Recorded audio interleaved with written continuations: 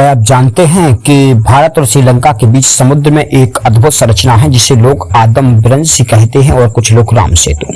क्या है केवल एक धार्मिक मान्यता है या इसके पीछे कोई ऐतिहासिक और वैज्ञानिक सच भी छुपा है? आज के एपिसोड में हम बुक बनाम मिथ बनाम रियलिटी के फॉर्मेट में जानेंगे रामायण के पन्नों में लिखी कहानी, समय के साथ फैले भ्रम और आधुनिक विज्ञान द्वारा मिले सबूत।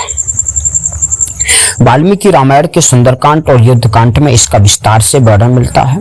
जब लंका जाने का समय आया, श्री राम ने वानर सेना को समुद्र पार करने का आदेश दिया। वानर राज नल इन्हें वास्तुशास्त्र और जल संरचना की विशेष विद्या थी, ने समुद्र पर पुल बनाने का कार्य संभाला।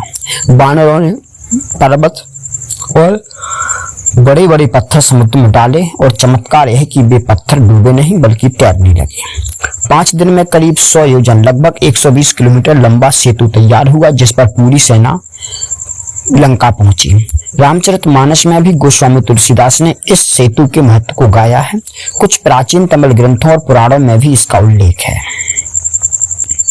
औपनिवेशिक काल में अंग्रेज इतिहासकारों और कुछ पश्चिमी विद्वानों ने इसे मिथक घोषित किया। उन्होंने कहा कि यह केवल धार्मिक कथा है, कोई भौतिक संरचना नहीं। 19वीं सदी में इसे आदम ब्रिज नाम दिया गया, एक इस्लामी लोक कथा के आधार पर, जिसमें कहा गया कि आदम स्वर्ग से उतरे और इसी रास्ते से श्रीलंका गए। मिथकों में यह भी कहा गया कि राम सेतु पूरी तरह रेत और मूंगे से बनी एक प्राकृतिक संरचना है जिसका धर्म या इतिहास से कोई संबंध नहीं। कुछ लोग तो यह भी मानते हैं कि समुद्र पर पुल बनाना असंभव था और इसलिए यह कहानी कल्पना मात्र है। तो वास्तविकता की परत खोलने पर कहानी और भी दिलचस्प हो जाती है। नासा और इसरो की सैटेलाइट इमेजेज में भारत और श्रीलंका के बीच एक स्पष्ट पत्थरों की श्रृंखला दिखाई देती है जो पूरी तरह से मानव निर्मित पैटर्न में है। भूवैज्ञानिक शोध बताते हैं कि ये पत्थर समुद्र की सतह से ऊंचे हैं और इनके नीचे की रेत की परत अपेक्षाकृत नहीं है। इसका मतलब है पत्थर कहीं और से लाकर रखे गए, जैसे कि ग्रंथों में वर्णन है। भारत के राष्ट्रीय पुरातत्व संस्थान के कुछ शोध यह सुझाव देते हैं कि राम सेतु की उम्र लगभग 5000 से 7000 साल पुरानी हो सकती है, जो महाभारत और रामायण काल से मेल खाती है।